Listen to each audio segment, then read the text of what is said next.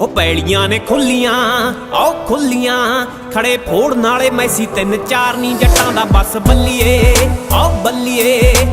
Farming ਪੱਕਾ ਕਾਰੋਬਾਰ ਨੀ ਜੱਟਾਂ ਦਾ ਬਸ ਬੱਲੀਏ ਆਓ ਬੱਲੀਏ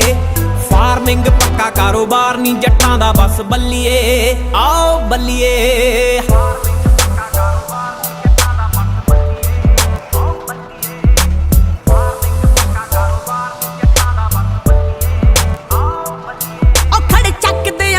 ਅੱਖਾਂ ਨਾ ਡਰਾਉਂਦੇ ਨੇ ਦਿਨੇ ਧੁੱਪ ਚਾਹ ਸ਼ਾਮੀ ਪੈਗ ਲਾਉਂਦੇ ਨੇ।